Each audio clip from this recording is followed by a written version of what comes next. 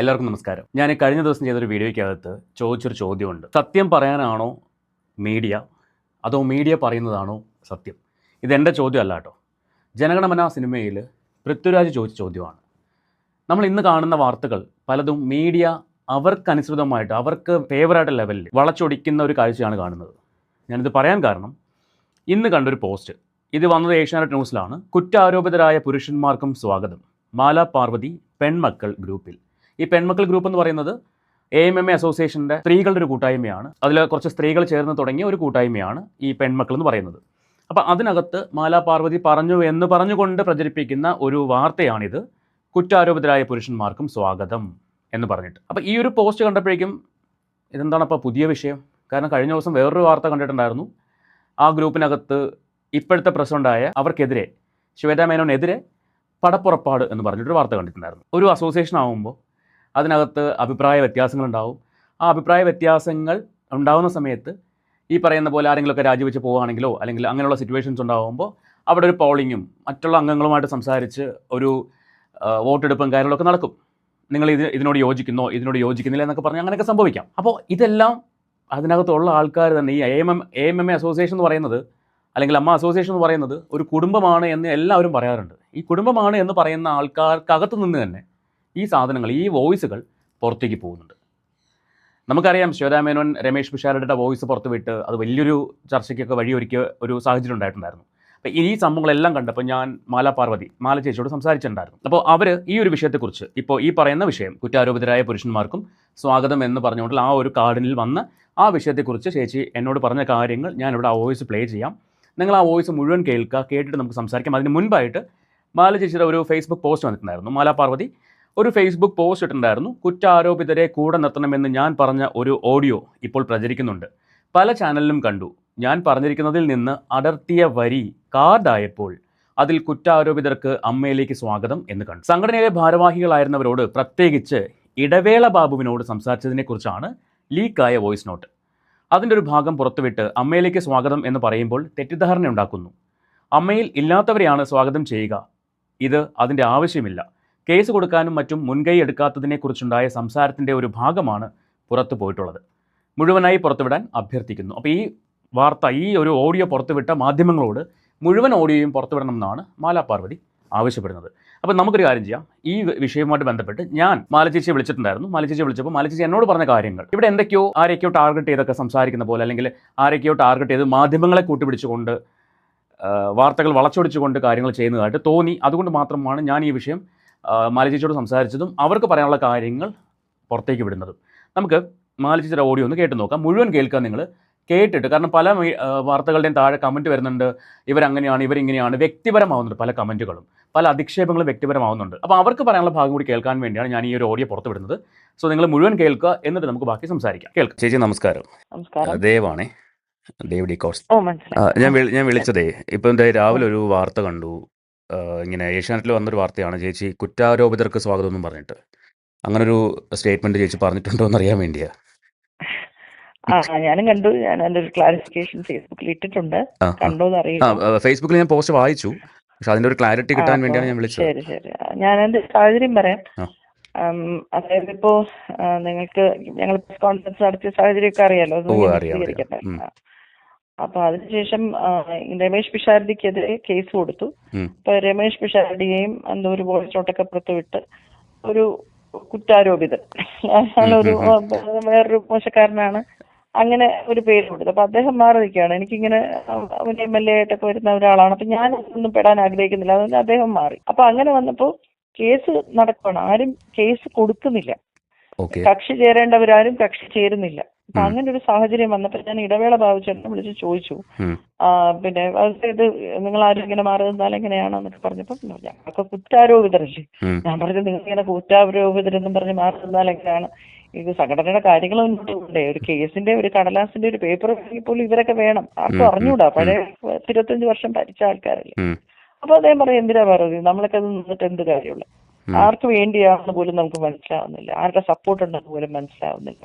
അപ്പൊ എനിക്ക് അത് ശരിയല്ല. 25 വർഷം ഭരിച്ച ഒരാള് അങ്ങനെ പറയേണ്ടി വരുന്നതിന്റെ ഒരു ഗതികേട്. എന്ന് വെച്ചാൽ ആര് തലപ്പത്തോട്ട് വന്നാലും കുറ്റാരോപിതരാകുന്ന ഒരു സാഹചര്യം സംഘടനയിൽ. അപ്പൊ അതുകൊണ്ട് ഞാൻ ഗ്രൂപ്പിൽ ചോദിച്ചു, കുറ്റാരോപിതരെന്ന് പറഞ്ഞിങ്ങനെ മാറി നിൽക്കരുത്, എല്ലാവരും വരണം, ഇതിനകത്ത് പിന്നെ എന്താ കാര്യങ്ങൾ ചെയ്യണമെന്ന് പറഞ്ഞപ്പോൾ അതിന് താല്പര്യമില്ല എന്നാണ് പറയുന്നത്. അതിനെക്കുറിച്ചാണോ കഴിഞ്ഞ ദിവസം ഈ എന്തോ ഒരു കൂട്ടായ്മയിലാണ് ഞാനിത് ചോദിച്ചത്. ഇവരോടൊക്കെ സംസാരിച്ചപ്പോൾ ഇവര് കുറ്റാരോപിതർ എന്ന് പറഞ്ഞ് മാറി നിൽക്കരുത്, നിങ്ങൾ വന്ന് കാര്യങ്ങൾ ചെയ്യണം എന്ന് പറയുമ്പോൾ അവർക്ക് താല്പര്യമില്ല എന്ന് പറയുന്നു. ഞങ്ങളും എന്തെങ്കിലുമൊക്കെ ഇറങ്ങി സംസാരിക്കുന്ന ആൾക്കാരാണ്. അപ്പൊ ഞങ്ങൾക്കും ഒരു കൺഫ്യൂഷൻ ഉണ്ട്. കാരണം ഞങ്ങൾ എന്താണ് സംസാരിക്കുന്നത്, നിങ്ങളൊക്കെ ശ്വേതയുടെ ഒപ്പമാണോ, ശ്വേതയുടെ ഭരണസമിതി ആണ് തുടരേണ്ടതെങ്കിൽ അത് പറയൂ. അപ്പൊ ഞങ്ങളൊക്കെ മിണ്ടാതിരിക്കാം. അങ്ങനെയല്ലാതെ കുറെ ആൾക്കാർ നമ്മളെ വ്യക്തിപരമായി വിളിച്ചിട്ട് നിങ്ങൾ ഇറങ്ങണം, സമരം ചെയ്യണം, ഇവരെ ഇരുത്തരുതെന്ന് പറയുകയും പിന്നെ അല്ലാതെ പൊതുവേദിയിലൊന്നും മിണ്ടാതിരിക്കുകയും ചെയ്താൽ ശരിയാവത്തില്ല. അപ്പൊ നിങ്ങൾ എന്താണ് നിങ്ങളുടെ അഭിപ്രായം എന്ന് അറിഞ്ഞിട്ട് വേണം നമുക്ക് എന്തെങ്കിലും പ്രവർത്തിക്കാൻ. അല്ലാതെ ജനാധിപത്യ മര്യാദയിൽ കാര്യങ്ങൾ ചെയ്യണം. അല്ലാതെ ഒരു അവസാനം നമ്മളിത് ഇറങ്ങി കഴിയുമ്പോഴത്തേക്ക് അയ്യോ ഇങ്ങനെ അല്ലാതെ ഞങ്ങൾക്ക് വേണ്ടതെന്നൊരു വലിയ വിഭാഗം പറഞ്ഞ് നമ്മൾ എന്ത് ചെയ്യും? കാരണം എല്ലാവരും ഒരുമിച്ചുള്ള ഒരു ഗ്രൂപ്പ് പോലും ഇല്ലാത്തൊരു സംഘടനയാണ് അമ്മ. നമ്മളിപ്പോ വാർത്ത കാണുമ്പോഴും നമ്മൾ നോക്കുമ്പോൾ എന്താ മാലാപാർവതി അങ്ങനെ പറഞ്ഞു, മാലാപാർവതി ഇങ്ങനെ പറഞ്ഞു. അപ്പം ജനങ്ങൾ പേഴ്സണലി ടാർഗറ്റ് ചെയ്യുക, ഭയങ്കരമായിട്ട് പേഴ്സണലി ടാർഗറ്റ് ചെയ്യുകയാണ്. പിന്നെ ഞാൻ ഇത് പ്രത്യേകിച്ച് പറയട്ടെ, കുറ്റാരോപിതരെ സ്വാഗതം ചെയ്തു എന്ന് പറയുമ്പോൾ അമ്മ സംഘടനയിൽ ഇല്ലാത്ത കുറ്റാരോപിതൻ എന്ന് പറയുന്ന ഒരാളെ സ്വാഗതം ചെയ്യുന്നു എന്ന് തെറ്റിദ്ധരിപ്പിക്കാൻ വേണ്ടിയിട്ടാണ് എടുത്തേക്കുന്നത്. അത് എന്റെ ഉദ്ദേശമല്ല. അമ്മ സംഘടനയിൽ ഇല്ലാത്ത ആരോടും ഞാൻ സംസാരിക്കാറുമില്ല.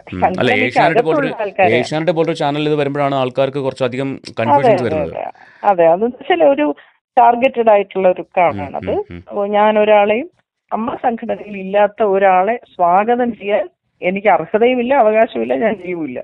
ഒന്നാമത്തെ കാര്യം എനിക്കതിനകത്ത് എന്ത് റോളാണ്, ഞാൻ അതിനകത്ത് ഒരു ഭാരവാഹിയൊന്നും അറിയാം. പിന്നെ കുറ്റാരോപിതരെ സ്വാഗതം ചെയ്യാനുള്ള ഒരു മോറൽ അത്രയും ധാർമ്മികത ഇല്ലാത്തൊരു വ്യക്തിയല്ല ഞാൻ. അല്ല, ഇതിനകത്ത് ഇടയ്ക്ക് ഇത് കേട്ടു, അൻസിബ എന്തോ കക്ഷി ചേരുന്നു, അത് മറ്റേ ഇപ്പോഴത്തെ പ്രസിഡന്റിന്റെ ഒപ്പം കക്ഷി ചേർന്നു മറ്റൊരു വാർത്ത വന്നു. അതെ അതെ, അതാണ് എനിക്ക് പ്രശ്നം ഉണ്ടായത്. കാരണം അൻസിബ മാത്രമല്ലല്ലോ ചെയ്യേണ്ടത്, അൻസിബയുടെ മാത്രം ആവശ്യമാവുന്നത് എങ്ങനെയാണ്? എല്ലാവരും അൻസിബയ്ക്ക് സപ്പോർട്ട് കൊടുക്കണ്ടേ? ആ കുട്ടിയെ ഒറ്റയ്ക്കാണല്ലോ, അപ്പോഴാണല്ലോ ഈ വ്യക്തിപരമായിട്ട് മാറുന്നത്. അതാണ്, അൻസിബ മാത്രമാണ് ഒറ്റയ്ക്ക് ഇറങ്ങുവാണ് കുട്ടി, എല്ലാത്തിനും വേറെ ആളെ സപ്പോർട്ട് ചെയ്യാനില്ല. അപ്പൊ ഇതൊക്കെ ചെയ്യാൻ അൻസിബ മാത്രമേ ഉള്ളൂ. അങ്ങനെ ഒരാളെ ഒറ്റയ്ക്കാക്കുന്നത് തെറ്റല്ലേ? എല്ലാരും സഹകരിക്കേണ്ടതല്ലേ? ഇതൊരു കുറേ വോയിസ് നോട്ടുകളുടെ തുടർച്ചയായിട്ടുള്ള 1-2 ടാർഗറ്റ് ചെയ്ത് അവർ തപ്പെടുത്ത് പുറത്തു കൊടുത്തു. ഈ വോയിസ് നോട്ടുകൾ പുറത്ത് വിടുന്നവരെ കുറിച്ചാണ് എനിക്ക് ഒട്ടും മനസ്സിലാവാത്തത്. അതൊരു ഒരു കുടുംബമാണെന്ന് പറയുമ്പോഴും, അമ്മ അല്ലെ എം എന്ന് പറയുന്ന ഒരു കുടുംബമാണെന്ന് പറയുമ്പോഴും, കുടുംബത്തിനകത്തുള്ള വിഷയങ്ങൾ പുറത്തേക്ക് പബ്ലിക്കിലേക്ക് വിടുന്ന ആൾക്കാരെ കുറിച്ച് എന്താണ് നമുക്ക് ജനങ്ങൾ മനസ്സിലാക്കേണ്ടത്? അതെ, എങ്ങനെയാന്ന് വെച്ചാൽ ഇവരിപ്പോ വോയിസ് നോട്ട് പുറത്തു വിടും, അതിനെക്കുറിച്ച് സംസാരിക്കുന്നവര് കുഴപ്പക്കാരാവും. അപ്പൊ നിങ്ങളാണ് ഈ വിഷയം പുറത്തു വന്ന് സംസാരിക്കുന്നത് വരെ രഹസ്യമായി വോയിസ് നോട്ട് പുറത്തുവിട്ട് അല്ലെങ്കിൽ വേറെ കാര്യങ്ങൾ പറഞ്ഞ് തെറ്റിദ്ധാരണ ഉണ്ടാക്കുന്നവരൊക്കെ നല്ല ആൾക്കാർ. അതിനെക്കുറിച്ച് ക്ലാരിറ്റിക്ക് പറയാൻ പുറത്തു വരുന്നവര് കുഴപ്പക്കാര്. ഞാൻ പറയട്ടെ, ഞാനിങ്ങനെ ഒരു വർത്തമാനം പറഞ്ഞു കഴിഞ്ഞാൽ ആ വോയിസ് നോട്ട് പുറത്തു പോകൂല എന്ന് വിചാരിക്കാൻ മാത്രം വിധിയാണോ ഞാൻ? ഞാൻ ആലോചിക്കാതെ സംസാരിക്കില്ലല്ലോ, ഞാൻ അത്രയും വണ്ടിയല്ല. ഒരു കാര്യം പുറത്തു വിട്ടാൽ അത് അവരത് എന്തിനുപയോഗിക്കും എന്നറിഞ്ഞുകൊണ്ടത് ഞാൻ പറയത്തില്ല. കുറ്റാരോപിതരായി മാറി നിൽക്കരുതെന്നൊരു സെന്റൻസ് ഞാൻ പറഞ്ഞു. അതിന് തൊട്ട് മുമ്പ് ഇടവേള ബാബുവിനോടാണ് ഞാൻ സംസാരിക്കുന്നതെന്നും എല്ലാം ഞാൻ പറഞ്ഞിട്ടുണ്ട്. ആ വോയിസ് നോട്ട് എല്ലാവരും ഒളിച്ചു വെച്ചു. ഇടവേള ബാബു ഈ സംഘടനയ്ക്ക് ദോഷം ചെയ്യുന്ന ആളാണെന്ന് ഞാൻ വിശ്വസിക്കുന്നില്ല. സത്യത്തിൽ അദ്ദേഹം ഇല്ലാതെ ഈ സംഘടന മുന്നോട്ട് പോകാൻ ഈ പ്രയാസമാണ്. ഇപ്പൊ കഴിഞ്ഞ ദിവസം അജു പ്രസംഗിച്ചപ്പോ എന്താ പറഞ്ഞത്? ഞാൻ വന്നാലും ഇടവേള ബാബു വേണം. അത് പൊതുവികാരമാണ്. കാരണം അങ്ങേര് നടത്തിയിരുന്നത് പോലെ ഈ സംഘടന ആർക്ക് നിർത്താൻ പറ്റില്ല. അപ്പോ എല്ലാ ആൾക്കാരെയും ഈ ഇടവേള ബാബുവിനെതിരെ വന്ന ഒരു ആരോപണം തന്നെ 7 പേർക്ക് എതിരെ ആരോപണം നടത്തിയ ഒരു സ്ത്രീയാണ്. അവരെ തന്നെ കേസിൽ പിടിച്ചിട്ടുണ്ട്. അതിന് ഒരു യുക്തിയില്ലെന്ന് മനസ്സിലായതിനു ശേഷവും ഇദ്ദേഹത്തിന് കുറ്റാരോപിതൻ എന്ന് പറഞ്ഞ് മാറ്റി നിർത്തുന്നതിൽ ഈ ചില ആൾക്കാരുടെ ഗൂഢമായ ഉദ്ദേശമുണ്ട്. ഇത് ഹൈജാക്ക് ചെയ്യാനുള്ള ഉദ്ദേശം ഇതിന്റെ പിന്നിലുണ്ട്. അതുകൊണ്ടാണ് അങ്ങനെ മാറി നിൽക്കരുത് എന്ന് നമ്മൾ പറയും. ഇതിനകത്ത് ഇപ്പൊ ഈ സ്ഥാനമാനങ്ങൾക്ക് ഇതുവരെയും പുറം ലോകം അറിയാത്തൊരു കാര്യമാണ് ഈ സ്ഥാനമാനങ്ങൾക്ക് വേണ്ടിയുള്ള അടി എന്ന് പറയുന്നത്. പക്ഷെ ഇപ്പൊ ഈ ഒരു ഭരണസമിതി കയറിയതിനു ശേഷമാണ് ഈ ഇറങ്ങിപ്പോയിട്ട് തിരിച്ചു വരുന്നു, ഈ ബഹളങ്ങൾ ഉണ്ടാവുന്നു, അവിടെ നിന്ന് ഇറങ്ങിപ്പോകാൻ മടി കാണിക്കുന്നത്. അതിന്റെ കാരണം എനിക്ക് മനസ്സിലാവുന്നില്ല. ഇഷ്ടംപോലെ പൈസ ഇൻവോൾവ് ആണ്, വളരെ പൈസ ഇൻവോൾവ് ആയിട്ടുള്ള കാര്യമാണ്. അവർക്ക് ഒരുപാട് പൈസയും രാഷ്ട്രീയവും കമ്മ്യൂണൽ പോളറൈസേഷൻ, അങ്ങനെ പല കാര്യങ്ങളും അതിനകത്ത് അവർ നടത്താൻ ഉദ്ദേശിച്ചു. അതൊക്കെ നേരെ അതൊക്കെ അങ്ങനെയൊന്നും ഇല്ലാതെ ഈ സംഘടനയെ നേരെ കൊണ്ടുപോയിട്ടുള്ള ആൾക്കാർ തിരിച്ചു വരണം നമ്മൾ ആഗ്രഹിക്കില്ലേ? ഉറപ്പായിട്ടും അവരെ ആരോപണത്തിന്റെ പേരിൽ മുൾമുനയിലൊക്കെ മാറ്റി നിർത്തുവാണ്, മനസ്സിലായോ? മാറ്റി നിർത്തിയിട്ട് പിന്നെ ഇതാണും പെണ്ണൊക്കെ ഉള്ള സംഘടനയമ്മ എന്ന് പറയുന്നത്. അതിനകത്ത് നമുക്ക് സംഘടനയ്ക്കകത്തോട്ട് ഒരാളും ഇതുവരെ ഇടവേളബാബുവിനെ കുറിച്ച് ഒരു ദോഷവും പറഞ്ഞിട്ടില്ല. ഒരു ലേഡി പറഞ്ഞിട്ടുണ്ട്, അവര് അത്ര സംശുദ്ധമാണെന്ന് നമുക്ക് വിശ്വസിക്കാൻ പറ്റില്ല. അവർ 7 പേരെ കുറിച്ച് പറയുന്നു. അവരുടെ തന്നെ കാര്യങ്ങളെ കുറിച്ച് അവർ സംസാരിക്കുന്ന കേട്ടാൽ നമുക്ക് വല്ലാത്തൊരു വിഷമം തോന്നി. ഇവര് പിടിച്ചതാണോ നമുക്ക് പേടിയാ. അവരെ കുറിച്ച് കേസ് കൊടുക്കുന്നു. അവരെ കുറിച്ച് ശ്രീ ബാലേന്ദ്ര മേനോന് എതിരായിട്ട് കോടതിയിൽ നിന്ന് ഉത്തരവ് വാങ്ങിക്കുന്നു. ഈ ഒരു കേസിന്റെ പുറമെ ഇപ്പോഴും ഇടവേള ബാബു മാറി നിൽക്കുകയാണ്, സംഘടനയിൽ ഒരു കാര്യവും ചെയ്യാതെ. ആ സംഘടനയ്ക്ക് ദോഷം ചെയ്തിട്ട് സംഘടന നശിച്ചുകൊണ്ടിരിക്കുകയാണ്. അപ്പൊ നമ്മളെപ്പോലുള്ളവർ പറയും നിങ്ങൾ തിരിച്ചു വരണം, ഇത് വലിയ പാടാ, ഇത് എന്ന് വെച്ചാൽ അങ്ങനെ ഹൈജാക്ക് ചെയ്തുകൊണ്ട് പോകുന്ന ഒരു സ്വഭാവം വരുതാനേ. മനസ്സിലാവുന്നുണ്ടോ? ഇത് ഹൈജാക്ക് ചെയ്ത് കൊണ്ടുപോകാൻ പറ്റത്തില്ല. പെണ്ണോ ആണോ എന്നുള്ള കഴിവുള്ളവരായിരിക്കേണ്ടത്. ഇത് സ്ത്രീ കാർഡ് ഇറക്കുന്നത് തെറ്റായ കാര്യത്തിലാവരുത്. സ്ത്രീ ആയതുകൊണ്ട് സപ്പോർട്ട് ചെയ്ത് സ്ത്രീ ഭരണം വന്ന ആളാണ്, ഏറ്റവും കൂടുതൽ സപ്പോർട്ട് ചെയ്ത ഒരാളുമാണ് ഞാൻ. പക്ഷെ പിന്നീട് ചെയ്യുന്നത് കൂട്ടുന്ന ഒരു കാര്യത്തിനോട് യോജിക്കാൻ പറ്റാതെ വരുമ്പോ നമ്മൾ എന്താ ചെയ്യുക? അയ്യോ ഇത് ശരിയാവില്ല, ഇങ്ങനെയല്ല ഇത് പിടിക്കേണ്ടത്, പിടിപ്പുകേട് ഉണ്ടാവാൻ പാടില്ല. പൈസ കണക്ക് വയ്ക്കാൻ പറയുമ്പം സ്ത്രീ കാർഡ്, കമ്മ്യൂണലായിട്ട് പോളറൈസ് ചെയ്യുന്ന പറയുമ്പോൾ സ്ത്രീ കാർഡ്, ഒരു പെൺകുട്ടിയെ ഉപദ്രവിച്ച് നാനാവിശേഷമാക്കി അപ്പോഴും സ്ത്രീ കാർഡ്. അല്ല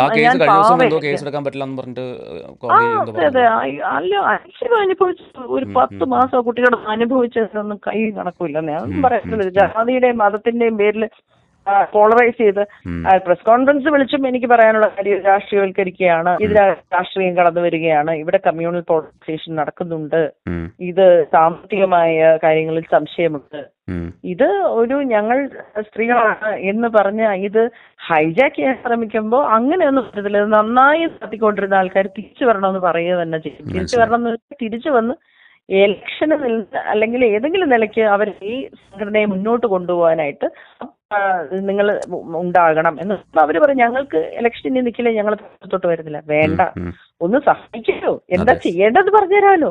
അവര് മാറി നിൽക്കുകയാണ്, മുഖം തിരിച്ച് നിൽക്കുകയാണ്. അത് ഞാനൊന്ന് പറഞ്ഞു മനസ്സിലാക്കാനും അതൊന്ന് ഓർമ്മിപ്പിക്കാനുമാണ് ഞാൻ ശ്രമിച്ചത്. അതിനെ ഇങ്ങനെയാക്കി ഞാൻ എന്തോ പുറത്തുനിന്ന് അവരെ സ്വാഗതം ചെയ്യുന്ന പോലെ ആക്കി. ഇത് ഒരുപാട് വലിയ വോയിസ് നോട്ടുകളിൽ കുറെ എണ്ണം വിട്ടും ഇടാതെയും ഒക്കെ അവര് മുഴുവൻ പുറത്ത് വിടട്ടെ. അവര് എടുത്തോണ്ട് പോയവർക്ക് മുഴുവൻ കഴിയാവുമല്ലോ. പിന്നല്ലാതെ മുഴുവൻ പുറത്ത് വിടട്ടെ. ഇടവേള ബാബു എന്നുള്ള പേര് അവർ ഒരിക്കലും ഉപയോഗിക്കില്ല. അത് ഇടയ്ക്ക് പറഞ്ഞേക്കുന്നുണ്ട്, അതെല്ലാം കട്ടി അതൊന്നും ഉപയോഗിക്കാൻ അവർക്ക് പറ്റില്ല. മനസ്സിലായില്ലേ? കാരണം ഇടവേള ബാബുവിനെ എന്തെങ്കിലും പറഞ്ഞെന്ന് പറഞ്ഞാൽ അമ്മ സംഘടനയിലെ ആൾക്കാരെ അത് അംഗീകരിക്കില്ല. അതുകൊണ്ട് അപ്പൊ ഇത് തെറ്റിദ്ധരിച്ച് നമ്മൾ ഇതിനകത്ത് എന്തോ ഒരു വലിയ മോശക്കാരിക്ക് പേഴ്സണലി ടാർഗറ്റ് ചെയ്യപ്പെട്ടിട്ടുണ്ട്. പിന്നെ എന്ത് കാണും തീർച്ചയായിട്ടും, അത് ഞാനില്ലെന്ന് പറയില്ല. അവരുടെ പല ഗൂഢ ഉദ്ദേശത്തിന് പിന്നെ കാരണം ഞാൻ എന്നിട്ട് അതിന്റെ താഴെ ഇവരാണ് അമ്മ സെക്രട്ടറി കുത്തിരിപ്പുകാരി തകർക്കാൻ ശ്രമിക്കുന്നത്. ഞാൻ പിന്നെ അത് ആ നെറേറ്റീവ് മുന്നോട്ട് കൊണ്ടുപോകുന്നതാണ്. നടക്കട്ടെ. പക്ഷെ ഞാൻ ആ സംഘടനയിലെ സ്ത്രീകളോ അല്ലെങ്കിൽ അതിനകത്ത് അമ്മ പെൺമക്കളിലെ അംഗങ്ങൾ വന്നിട്ട് എനിക്കെതിരെ സംസാരിക്കട്ടെ. അങ്ങനെ ആ സംഘടനയെ രാജിവെച്ചു പോകാൻ എനിക്കൊരു വഴിയില്ല. പക്ഷെ ഈ ദുരുദ്ദേശത്തോടെ സംഘടനയിൽ ഇറങ്ങിപ്പോയിട്ട് തിരിച്ചു വന്ന് ഞങ്ങൾ പോകില്ല എന്ന് പറയുന്ന ആൾക്കാരെ ഞങ്ങൾ അംഗീകരിക്കില്ല. മനസ്സിലായില്ലേ? രാജിവെച്ച് പോയൊരു തിരിച്ചു വന്ന് ഞങ്ങളാണ് ഇത് ഭരിക്കുന്നതെന്ന് പറഞ്ഞാൽ ഞങ്ങൾ അംഗീകരിക്കില്ല. ഫൈറ്റ് ചെയ്യും. ഞാൻ ഇറങ്ങില്ല, മറ്റേ കസേര പിടിച്ചങ്ങ് ഇരിക്കുന്ന ഒരു സ്ഥിതി വിശേഷമാണ് കാണുന്നത്.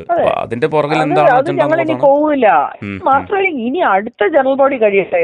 അവർക്ക് പിന്നെ ആകെ 11 പേരെ കണ്ടേ അവരുടെ കൂടെ ഉള്ളൂ. ആ ശാന്തും കൂടെ പോയിട്ട് അതില് പിന്നെ ടീച്ചർ കൂടെ പോയ 10 പേര്. മനസ്സിലായില്ലേ? ഞങ്ങള് 17 പേരാണ് ഞങ്ങൾ വോട്ട് ചെയ്ത് കയറ്റിയത്. ഞങ്ങൾ വോട്ട് ചെയ്ത ആളെ ട്രഷററിനെയും ജോയിന്റ് സെക്രട്ടറിയൊക്കെ ഇവർ പേടിപ്പിച്ച് ഓടിക്കുകയാണ്. അവരുടെ കണക്കും കാര്യത്തിൽ ചോദ്യം ചെയ്യുന്ന എല്ലാരെയും അവര് ഓടിച്ചു വിടുകയാണ്. അതൊന്നും ചോദ്യം ചെയ്യാൻ പാടില്ല. പടയൊരുക്കം എന്നാ പറയുന്നത്. എന്ത് പടയൊരുക്കം? ഇറങ്ങിപ്പോയ സംഘടനയിൽ നിന്നും റിസൈൻ ചെയ്ത് പോയ ആൾക്കാരെതിരെ എന്ത് പടയൊരുക്കം? അനീഷ് ഇത് ഉപയോഗിക്കാനാണെങ്കിൽ ഞാനിത് ചെയ്യുന്നുണ്ട്, വീഡിയോ ചെയ്യുന്നുണ്ട്. അപ്പൊ അത് അറിയാൻ വേണ്ടി ഞാൻ ചോദിച്ചത്. ക്ലാരിറ്റി ഇല്ലാണ്ട് വിടാൻ പറ്റില്ലല്ലോ. ശരി അനീഷ്, താങ്ക് യു. കേട്ടല്ലോ. അപ്പൊ ഇതാണ് മാല ചേച്ചിക്ക് പറയാനുള്ളത്. ഇതിനകത്ത് എനിക്ക് മനസ്സിലായ ഒരു കാര്യം എന്ന് പറയുന്നത്, ആ വാട്സപ്പ് ഗ്രൂപ്പിൽ പെൺമക്കൾ എന്ന് പറയുന്ന വാട്സപ്പ് ഗ്രൂപ്പിനകത്ത് ഇവരുടെ അങ്ങോട്ടും ഇങ്ങോട്ടുള്ള സംസാരങ്ങളുണ്ടാവും, സംഭാഷണങ്ങളുണ്ടാവും. അതിനകത്ത് നിന്ന് ചില ഭാഗങ്ങൾ മാത്രം എടുത്തു വെച്ചിട്ട് ഒരു വാർത്ത പടച്ചിറക്കുന്നു. ഇത് ഈ വോയിസ് നോട്ട് പുറത്ത് വിട്ടത് ഇതിനകത്തുള്ള മെമ്പേഴ്സ് തന്നെ ആയിരിക്കും. ഇപ്പോൾ ഒരു ഗ്രൂപ്പ് ആകുമ്പോൾ അതിനകത്ത് 2 വിഭാഗം ആൾക്കാരുണ്ടാവും. ചില വിഭാഗം ആൾക്കാർ അവരെ സപ്പോർട്ട് ചെയ്യും, ചില ആൾക്കാർ ഇവരെ സപ്പോർട്ട് ചെയ്യും. അപ്പോൾ അവരെ സപ്പോർട്ട് ചെയ്യുന്ന ആൾക്കാർ എന്ത് ചെയ്യും? ഈ സാധനങ്ങൾ അവർക്ക് അയച്ചു കൊടുക്കും. ഇതിനകത്ത് ഒരു പർട്ടിക്കുലർ വ്യക്തിക്ക് ഈ വോയിസ് നോട്ട് പുറത്ത് വിടുന്ന ശീലം അതൊരു ഹോബി പോലെയാണ് നമ്മൾ കുറച്ച് കാലങ്ങളായിട്ട് കണ്ടുകൊണ്ടിരിക്കുന്നത്. ജനങ്ങൾ കണ്ടുകൊണ്ടിരിക്കുകയാണ്. ഇപ്പോൾ രമേശ് ചേട്ടൻ്റെ വോയിസ് പുറത്ത് വിട്ടു, അതുപോലെ തന്നെ പലരുടെ വോയിസുകൾ പുറത്ത് വിടുന്നു, പുറത്ത് പോകുന്നു. അക്കൂട്ടത്തിൽ ഇപ്പോൾ ഇങ്ങനെ ഒരു നരേഷനും കൂടി വരുന്നു. ജനങ്ങൾക്ക് മനസ്സിലാവുന്നൊരു കാര്യം എന്ന് പറയുന്നത് ഏതൊരു അസോസിയേഷൻ ആണെങ്കിലും അവിടെ കുറച്ച് പേരൊക്കെ സംസാരിക്കത്തുള്ളൂ, ബാക്കിയുള്ള ആൾക്കാർ പുറകിൽ നിന്ന് സപ്പോർട്ട് ചെയ്യത്തേ ഉള്ളൂ. അപ്പോൾ ഈ സംസാരിക്കുന്ന ആൾക്കാരുടെ വോയിസ് നോട്ടൊക്കെ പുറത്ത് പോകുമ്പോഴേക്കും ഇവരാണ് സ്ഥിരം പ്രശ്നക്കാർ, ഇവരാണ് ഇവിടെ കുത്തിത്തിരിപ്പുണ്ടാക്കുന്നത് എന്ന് പറഞ്ഞുകൊണ്ടുള്ള നരേഷനാണ് പുറത്ത് വന്നുകൊണ്ടിരിക്കുന്നത്. അത് ഏത് അസോസിയേഷനിലുള്ളതാണ്, AMMൽ മാത്രമല്ല എല്ലായിടത്തും ഉള്ളതാണ്. ഇവിടെ ഇപ്പം മാലാപാർവതി എന്ന് പറയുന്ന വ്യക്തി സംസാരിച്ചത് മെയിൻലി അവർ ഫോക്കസ് ചെയ്യുന്നത് ഇടവേള ബാബു എന്ന് പറയുന്ന വ്യക്തിയാണ്. കാരണം ഇടവേള ബാബു എന്ന് പറയുന്ന വ്യക്തിക്കെതിരെ വന്ന ആരോപണം ഉന്നയിച്ച വ്യക്തി ഇവർ പറയുന്ന പ്രകാരമാണെങ്കിൽ 7 പേർക്കെതിരെ അവർ ആരോപണം ഉന്നയിച്ചിട്ടുണ്ട്. പക്ഷെ അതൊന്നും തെളിയിക്കാനും അവർക്ക് സാധിച്ചിട്ടില്ല. ആ വ്യക്തിക്കെതിരെ ഈ പോസ്കോ, ഞാൻ ഉദ്ദേശം മനസ്സിലായിട്ടുണ്ടാവുമല്ലോ, പോസ്കോ ഉൾപ്പെടെയുള്ള കേസുകൾ ആരോപിച്ചിട്ടുണ്ട്, അവരുടെ ഒരു ബന്ധുവിനെ ആരോപിച്ചിട്ടുണ്ട്. അപ്പോൾ ഇങ്ങനെയുള്ള സ്ഥിതിവിശേഷമുള്ള സമയത്താണ് ഇങ്ങനൊരു വോയിസ് നോട്ട് വരുന്നത്. അവർ മാറി നിൽക്കാൻ പാടില്ല, സോ ഇന്ന ആൾ ഇപ്പോഴത്തെ പ്രസിഡന്റ് തുടരണമോ വേണ്ടയോ, അതൊരു പോളിംഗ് എല്ലാ ഗ്രൂപ്പുകളും നടക്കുന്ന കാര്യമാണ്. ഒരു പോളിംഗ് നടത്തുന്നു, അതിനകത്ത് താല്പര്യമുള്ളവർ വേണം വേണ്ട വേണം വേണ്ട എന്ന് പറഞ്ഞ് വോട്ട് ചെയ്ത് പോകും. അതിനകത്ത് ഏറ്റവും കൂടുതൽ ഭൂരിപക്ഷം വരുന്ന അവിടെയും അവർ സ്വന്തമായിട്ട് തീരുമാനങ്ങൾ എടുക്കുന്നില്ല. ഈ മാധ്യമങ്ങൾ താല്പര്യ കക്ഷികളെന്ന് വളച്ചൊടിക്കുന്ന വ്യക്തികൾ അവിടെ സ്വന്തമായിട്ട് തീരുമാനം എടുക്കുകയല്ല, ആ ഗ്രൂപ്പിനകത്തുള്ള ആൾക്കാരുടെ അഭിപ്രായം ചോദിക്കുകയാണ്. നിങ്ങളുടെ അഭിപ്രായം നിങ്ങൾ പറയൂ എന്ന് പറയുകയാണ്. കുറച്ച് പേര് അതിൽ വോട്ട് ചെയ്യുന്നു, പോൾ ചെയ്യുന്നു, ബാക്കിയുള്ളവർ ചിലപ്പോൾ മാറി നിൽക്കും. ഇതൊക്കെ ഒരു ഗ്രൂപ്പിനകത്ത് സംഭവിക്കുന്ന കാര്യങ്ങൾ തന്നെയാണ്. ഇതൊന്നും വലിയ ചർച്ചയാക്കേണ്ട കാര്യങ്ങളുമല്ല. പക്ഷേ ഈ വ്യക്തികൾക്ക് ഈ വോയിസ് നോട്ട് കിട്ടുന്നു, ആ വോയിസ് നോട്ടുകൾ അവർ പുറത്ത് വിടുന്നു, ക്യാരക്ടർ അസാസിനേറ്റ് ചെയ്യുന്നു, അവർക്കെതിരെ പടപ്പുറപ്പാട് നടക്കുന്നു, പടയൊരുക്കം നടത്തുന്നു എന്ന് പറഞ്ഞിട്ട് വളച്ചൊടിക്കുന്ന വാർത്തകളെ. ഇത് ശരിയാണോ? ഇപ്പോൾ ഇവിടെ മാലാപാർവതി എന്ന് പറയുന്ന വ്യക്തി ഉദ്ദേശിച്ച കാര്യം എന്താണെന്നുള്ള വളരെ വ്യക്തമായിട്ട് അവർ സംസാരിച്ചു. അവരെന്താണ് ഉദ്ദേശിച്ചത്? കാര്യം ഈ ഒരു അസോസിയേഷൻ എന്ന് പറയുന്നത് ഒരുപാട് ഏകദേശം 500ഓളം മെമ്പേഴ്സ് ഉള്ള ഒരു അസോസിയേഷനാണ്. അതിനകത്ത് വയോധികരായിട്ടുള്ള അല്ലെങ്കിൽ വർക്കുകൾ കുറവുള്ള, വർക്കുകൾ ഇല്ലാത്ത ഒരുപാട് ആൾക്കാരുണ്ട്. അവരുടെ ഓരോ മാസത്തെ മരുന്നുകളും അവരുടെ പെൻഷൻസും ഒക്കെ ഈ ഒരു സംഘടനയിൽ കൂടെ പോകുന്നതാണ്. ഒരു ചാരിറ്റി ഓർഗനൈസേഷൻ തന്നെയാണ്. അപ്പോൾ അങ്ങനെ പോകുമ്പോൾ അതിനൊക്കെ മുടക്കം വരുമോ എന്നുള്ള ഭയം കൊണ്ടാണ് ഒരു കൂട്ടം ആൾക്കാർ ഇതിനെതിരെ സംസാരിക്കുന്നത്. അപ്പോൾ ആ സംസാരിക്കുന്നവരെ മാത്രം ചാപ്പകുത്തി അവർ പ്രശ്നക്കാരാണ് എന്ന് വരുത്തി തീർക്കാനുള്ള ഒരു വ്യഗ്രത പോലെയാണ് എനിക്ക് പേഴ്സണലി തോന്നുന്നത്. എന്തായാലും നിങ്ങളുടെ അഭിപ്രായം നിങ്ങൾ തീർച്ചയായിട്ടും കമൻറ്റ് ചെയ്യുക. അതോടൊപ്പം ഒരു കാര്യം കൂടി, ഇതിനകത്ത് മാധ്യമങ്ങളുടെ പങ്ക്, ഈ വിഷയങ്ങൾ ഉണ്ടാകുമ്പോൾ അതിൻ്റെ യാതൊരു വസ്തുതയും നോക്കാതെ ചില വോയിസ് നോട്ട് മാത്രം പുറത്തുവിട്ട് അല്ലെങ്കിൽ ചില വോയിസ് നോട്ടിനെ മാത്രം വെച്ചിട്ട് ന്യൂസ് പടച്ചിറക്കുന്ന മാധ്യമങ്ങൾ ജനങ്ങളെ നിങ്ങളെ വെട്ടികളാക്കരുത്. അത് മാത്രമേ പറയാനുള്ളൂ. സോ നിങ്ങളുടെ അഭിപ്രായം നിങ്ങൾ തീർച്ചയായിട്ടും കമൻറ്റ് ചെയ്യുക. ഇത് ഞാൻ നേരത്തെ പറഞ്ഞ പോലെ ജനങ്ങളെ ബാധിക്കുന്ന വിഷയമല്ല, എന്നാൽ പോലും സോഷ്യൽ മീഡിയയിലും മാധ്യമങ്ങളിലും ചർച്ചയായതുകൊണ്ടാണ് നമ്മളിത് സംസാരിക്കുന്നത്. അതുകൊണ്ട് നിങ്ങൾ നിങ്ങളുടെ അഭിപ്രായം കമൻറ്റ് ചെയ്യുക. നമുക്ക് മറ്റൊരു വീഡിയോ ആയിട്ട് വീണ്ടും കാണാം.